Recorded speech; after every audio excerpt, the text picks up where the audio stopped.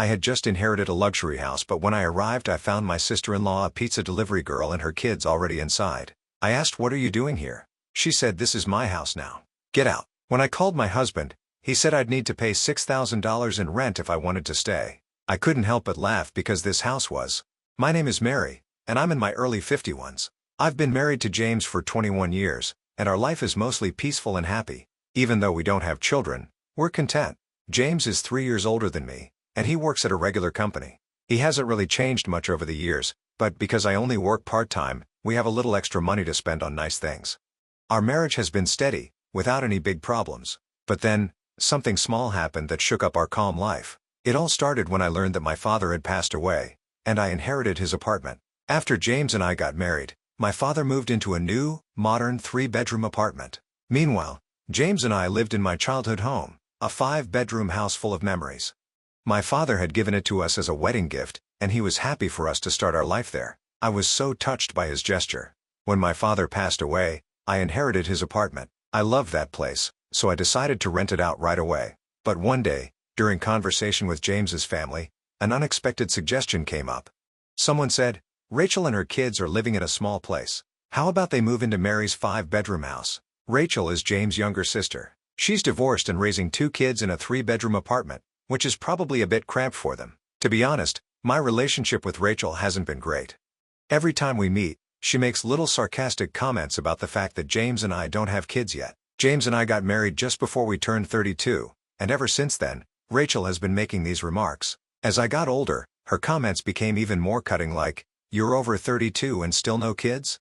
Or, "Don't people see you as less of a woman without children?" What hurt me the most was something she said after my father passed away. She looked at me and said, "It's a shame your father never got to see a grandchild." That really shocked me and left me feeling numb. Rachel is actually 5 years older than me, so instead of a younger sister-in-law, she feels more like an older one. We've always tried to be kind to her and treat her like family, but those remarks really stung. I naturally built a wall in my heart against Rachel. I'm an only child, and my father was my only family. Losing him was hard enough, but Rachel's words made it even worse. Some time had passed since my father's death, and I hadn't seen Rachel for a while. Then, out of nowhere, my mother-in-law brought up something unexpected. She said, "Rachel is willing to pay $1,000 a month in rent." When I saw the smug look on her face, I was too shocked to say anything. The apartment we lived in was old, but we took good care of it, and it was still in good shape. There was a big mall nearby, and transportation was easy with buses and trains. If we rented out the apartment, I thought it would go for at least $2,500 a month. But $1,000? That was unbelievable. Didn't they know the going rate for this area? Renting out such a spacious 5-bedroom apartment for only $1,000 a month was ridiculous. Maybe they thought I had agreed because I didn't say anything right away. My mother-in-law seemed really excited about the idea and said, "You already have another apartment, right? You can live there instead. Even if you don't renew the lease, Rachel and her kids can move in, so it's all fine." "How long is the contract?" James seemed excited too and added, "That's a great idea. The place your father lived is new and perfect for just the 2 of us." At this point, the conversation was moving forward without even considering our thoughts, and I started to panic. I couldn't help but blurt out, "Isn't there an option for all of us to live together in this apartment?" James's parents had a big house, and they were the only ones living there. They even had rooms for both James and Rachel, so I thought it would be fine if they all moved in. After all, they said they wanted a bigger place. Normally, before making decisions like this, you talk with the family.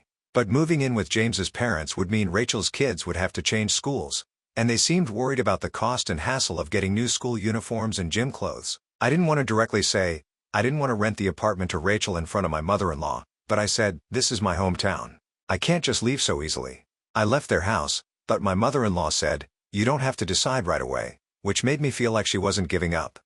When I got home, I asked James, "This apartment is special to us. Why are you so quick to decide to leave?" He seemed surprised and said, "Well, it's not a single-family home." I was shocked by his answer. Maybe because he grew up in a house, an apartment didn't feel like a real home to him. But I wished he could at least understand my feelings and apologize. Instead, I felt upset. I raised my voice and said, "This is my home. My apartment. Why are you making decisions without asking me?" James looked upset and replied, "We've been married for 21 years. Why are you saying my apartment? It's our apartment."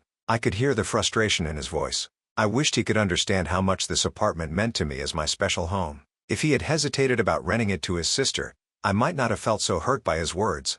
But in that moment, I felt deeply hurt. We tried to calmly talk about it many times after that, but it was difficult. James didn't seem to understand my feelings at all. He started calling me things like money-minded, stubborn, and selfish. As time went on, the distance between us stayed the same. During this period, I kept getting messages from my mother-in-law asking if we had made any progress on moving. The pressure from both my mother-in-law and James, who didn't seem to understand my perspective, wore me down. I felt like I was nearing my breaking point. Then one day, I was shocked to receive an email from Rachel. She wrote, "Why are you, too, without kids, holding on to such a big space? You don't need it. Just move out." I hadn't heard from Rachel since we started talking about the apartment, and now here she was telling me to leave. I never imagined she would send such a blunt message. Reading her email, I reflected on everything I had been through and felt a wave of self-doubt.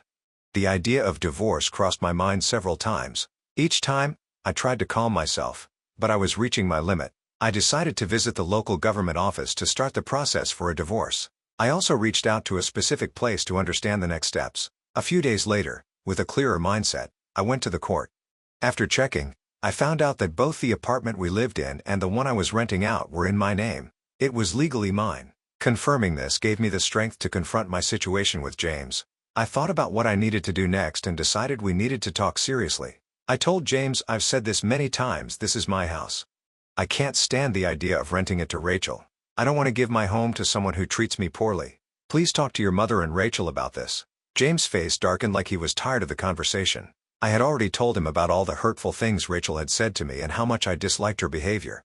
I wanted him to understand my feelings, but instead, he sided with Rachel, saying, "Rachel is right." It was then that I realized how things had truly changed. I could have gone through with a divorce at that moment, ending the pain I was feeling, but I couldn't bring myself to end a 21-year relationship so quickly. Deep down, I was ready for divorce if James rejected what I had to say. Still, I thought to myself, maybe I'm being too sensitive about Rachel. Maybe she isn't being as condescending as I think, and I'm just exaggerating things. James didn't get it though. He said, "I really don't understand why you feel this way." His words hurt. Was I the only one feeling like this? I asked him, "If that's how you feel, will you sign this?" And I handed him the divorce papers. James looked shocked but quickly replied, "Do you really want to end our relationship over something so small?" He didn't understand that it wasn't a small issue to me. "I'm serious," I said, looking him in the eyes. "I care about Rachel too, but lately, things between us have changed. I don't feel the same love anymore, so I'm leaving." My heart ached when I saw how casual James was about it, smiling like it wasn't a big deal. It made me feel like he didn't understand how deeply this was affecting me, and I felt tears start to well up. I just wanted him to leave sooner rather than later. James then said in a softer tone, "Maybe Rachel and my mother don't really want to get along with you. Have you ever thought that because you always focus on yourself, our relationship has suffered?" His words stung again. We had always misunderstood each other, even while trying to make things work. "I think it's impossible to fix our relationship now, no matter how much we talk. I can't imagine a future with you anymore," I said calmly. "If you can't understand my feelings, then we'll have to go through with the divorce." James looked both surprised and sad as he asked, "Do you really feel that way?" Then he left the house without saying anything else. He didn't sign the divorce papers, and he left all his belongings behind. A few days later, James came back. He looked sad and unsure. "What should we do from here?" he asked quietly. I could tell he thought I might forgive him if he acted humble, but my mind was already made up. There was nothing left to discuss. "If you agree to the divorce, sign the papers," I said. "If not, we'll have to take legal action. And by the way, I've decided to let go of this house." I had been thinking about selling it for a while. The day I went to get the divorce papers, I talked to Mr. Eric, an old friend of my father's. I'd known him for years. When I was a child, Mr. Eric was always by my father's side until the very end. He even attended my father's funeral and gave me his business card, telling me to reach out if I ever needed help. The card had the details of his law firm. Thanks to Mr. Eric, I was able to get help from a legal advisor to deal with my father's inheritance. When I told Mr. Eric about my situation, he gave me honest and helpful advice. He explained the importance of checking property ownership, dealing with divorce complications, and other tips that help protect me. After James left the house for a while, I decided to sell the apartment. I quickly contacted real estate agents to start the process. I also informed Mr. Eric about my rocky relationship with James and how he refused to sign the divorce papers, asked for his help in handling the divorce. When James found out I was selling the apartment, he was shocked and angry. "You always said this was our family home. Are you really going to sell such an important place?" After all the concern you had about Rachel, you're being selfish, he said. But his words didn't affect me anymore. I looked him straight in the eyes and asked, "Do you have anything else to say?" James seemed surprised but quickly began arguing. "Why would you make such a big decision on your own? The apartment may be in your name, but after a divorce, there should be a division of property. This place belongs to both of us, right?" James was clearly emotional and desperate, but I calmly smiled and responded, "Actually, this apartment has been in my name since before we got married. I checked with my lawyer, and anything owned before marriage isn't part of the property division." Selling the apartment was difficult, but I didn't want to hold on to painful memories in this home. With the advice from Mr. Eric about property laws, I decided selling was the best choice. When James realized the truth, his attitude changed quickly. "I'm sorry," he said. "This place means a lot to you, but it hasn't been sold yet, right? Please reconsider. Let's give it another try. I'll talk to Rachel and Mom. Just stop the divorce and the sale of the apartment." As I listened to him plead, I found myself wondering why I had stayed with him for 21 long years. I was shocked that I had chosen someone like him. "Don't try to act nice now. When we were together, you never stood by my side. The idea of starting over with you is impossible, so please leave. We both need to move on." He wasn't easily convinced, and this created a big gap between us. But after going through all the necessary steps, I was finally able to end our relationship. It felt like the start of a new chapter in my life. At first, being alone seemed scary, but I realized it wasn't as bad as I thought. Now, I live in a new 3-bedroom apartment, living life the way I want. My mother is with me, and even though he's gone, I'm fine. Everything is okay. My husband once coldly said, "You're not needed here." That shocked me. I had been sending $3,100 every month to his parents, but it didn't matter to him. Then, to make things worse, my mother-in-law added, "A wife who can't do proper housework isn't needed," with a cold smile, almost as if she was happy to see me go. Realizing there was no point in trying to please these people anymore, I decided to leave. With a calm smile, I replied, "If that's what you think, then I'll go." My husband looked shocked. "My name is Lauren, and I'm a 35-year-old office worker. I met my husband Michael through a blind date set up by a friend. He was friendly and outgoing, and we hit it off quickly. We got married, and now we've been together for 3 years. We don't have any children yet. Before we got married, Michael lived with his mother. When we got married, he suggested building a new house on his family's property. He said, 'I'm worried about my mom living alone. I want to be with her, but I also want us to have our own life together. I think this is the best idea.' I asked, 'But won't we have to get a mortgage for the house?' Michael reassured me. 'The house will be paid for with the inheritance my father left me. We won't need a mortgage, and the land is free. The house will be in my name, and we can just support my mom with monthly payments. What do you think? Does that sound okay?' I wondered, 'Aren't you worried about your mom's finances?' Michael replied, 'We'll be helping her, and she has income from her part-time job and her pension, so everything will be fine.' It seemed like a good plan, and Michael even said, 'When you work late, my mom can help with the housework. It will make things easier for you.' We would live in separate houses, but on the same property. I was excited about starting our new life together and building our dream home. Having help with housework during busy times seemed perfect, but later, I realized how naive I had been. In the beginning, our marriage was wonderful. We were both busy with work, but the house was easy to maintain, and everything seemed fine. My mother-in-law had her part-time job and didn't visit us too often. We shared the living expenses, and things felt balanced. One day, though, Michael brought up a new idea. He said, "I'll take care of all the household expenses, so can you transfer the regular payment to Mom every month? I want you to handle that." I was surprised and asked, "How much will it be?" He said, "Maybe about $2,200 a month." But, when I did the math, I realized $2,200 was less than what we had been sending. So, without telling Michael, I decided to continue sending $2,800 a month to his mom. That amount took a big chunk out of my paycheck, but with other expenses like utilities, groceries, and medical bills, Michael was still covering most of the costs. His salary went into our joint account, and from there, I made the payments and added the rest to our savings. This arrangement worked for about a year. However, when my mother-in-law quit her part-time job and started visiting more often, things began to change. One day, she said, "I'm getting older, so I decided to quit my job and take it easy." Michael responded, "That's okay, Mom. You don't need to worry anymore. We're here for you." "Thank you, Michael. You've always been so kind," she said. At first, it was nice to see them getting along, but then, she started to criticize the way I kept the house. "It looks like you haven't been cleaning properly. There's dust everywhere. This is unacceptable." I apologized. "I'm really sorry. I've been busy with work and haven't been able to keep up with everything." "That's just an excuse," she said. "You're living in Michael's house, so the least you can do is take care of the basic chores. And I've heard you take shortcuts with cooking, too. Is that true?"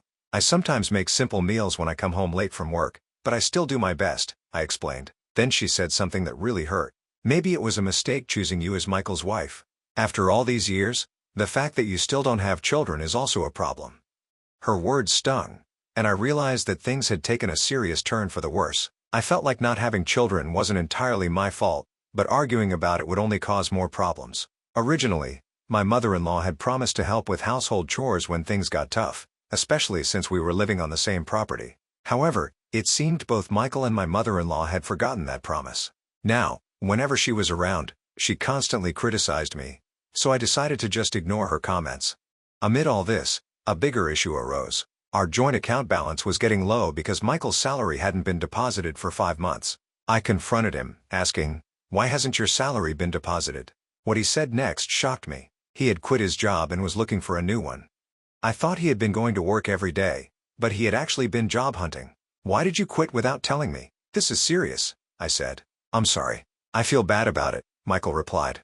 My boss was always on my case, nagging me for every little mistake. "Everyone makes mistakes, right?" But he acted like I was the only one. Michael explained that a mistake he made caused the company a big loss, and while most bosses would give a warning, his didn't. I understood that his work environment was tough, but since he had already quit, we needed to figure out what to do next.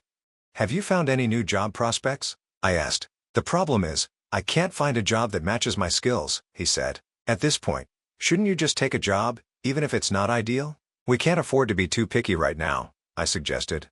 But Michael insisted, "No. I want to choose carefully for my next job where I plan to stay until retirement." "What about our finances?" I asked. "Well, you're working too, so you can help support us for a while, right?" He replied, as if it were no big deal. I realized he wasn't going to change his mind, so I decided to endure until he found another job. But with our income so low, after sending money to my in-laws, there was barely anything left. We had to dip into our savings, which were almost gone. To make up for this, I decided to work more hours to increase my income. Luckily, my workplace valued me, and they agreed to let me work overtime. However, when I returned home late, my mother-in-law would often be waiting for me, ready to criticize. I couldn't help but wonder, how did it come to this? "I can't believe a daughter-in-law doesn't do any housework," my mother-in-law said angrily. "I'm sorry. It's because of work," I tried to explain. "Making excuses, going out to play, and then asking Michael for more money? I need money for living expenses and the remittances. My salary alone isn't enough," I said. Hearing this, my mother-in-law got even angrier, complaining about just $2,800? "You live in Michael's house for free and don't even do any chores. Unbelievable." It was shocking to me that she thought $2,800 was nothing. I worked hard to earn that money. It seemed like she took the monthly payments for granted and didn't appreciate their value. She added, "Because you don't do the housework, I have to, or Michael suffers." It's hard dealing with such an incompetent daughter-in-law. Even though she acted like she did all the work, my mother-in-law often bought ready-made meals from the store and only did laundry for herself and Michael. The kitchen was always left messy, with dirty dishes everywhere. Michael and my mother-in-law always had their meals prepared, but not for me. I was usually told to eat whatever was left over. Michael would just relax in front of the TV while I dealt with my mother-in-law's harsh words. Over time, my feelings for my husband started to fade. His job search wasn't going well, and he was too proud to apply to anything less than top companies. A year had passed, and he still hadn't found a job. He just spent his days doing nothing. "Hey, if this keeps up, we're going to run out of savings. Can't you get a part-time job to help with the bills?" I asked him. Michael glared at me and said sharply, "Why should I get a part-time job? This house isn't even in your name. It's mine. You're just living here and can't even take care of me properly. So, of course, you have to pay the bills." I felt the future was looking bleak. I was paying for everything, our living expenses and the remittances to his mother, but there was a limit to how much I could earn. "Remittances? It's just $2,800. Stop nagging me. If you don't like it, leave my house," he said angrily, hitting the table before walking out of the room. Michael dismissed the amount I worked hard to earn, calling it just $2,800. Our relationship had never been more strained. Then unexpectedly, some good news came. Michael had a chance to get a job at a company run by his mother's friend. While the salary wasn't as high as his old job, I was just thankful he would be working again. The trial period was set for 5 months. Michael grumbled, "I don't think this company is the right fit for my skills, but it's hard to say no since my mom introduced me." As long as you're willing to work, that's what matters. Do your best and aim for full employment, I replied. I never imagined that Michael's new job would cause more problems. At first, he left for work every morning with energy. But after a month, things changed. He started coming home late, and sometimes he didn't come home at all. His jacket smelled like a woman's perfume that I didn't recognize. On top of that, he stopped contributing his salary to our household and even started withdrawing money from our joint account without asking me while still sending the monthly remittance to his mother. I decided to stop putting my salary into the joint account, which made Michael furious. He confronted me, asking, "Why aren't you putting money in the account? The balance is almost zero. Where's your salary going? You're not paying for the living expenses. Tell me how you're using the money." I told him, "That's not fair. Am I the only one earning and managing our household? If you contribute, I will too." Michael shot back, "This house is mine. It's only natural for you to contribute." I was shocked by how he expected me to use my earnings for his spending, pay the remittances to his mother, and cover all the household costs. I also started to suspect he was having an affair, though I didn't have proof yet. I decided to investigate. Since I couldn't afford to hire a private investigator, I had to do it myself. One night,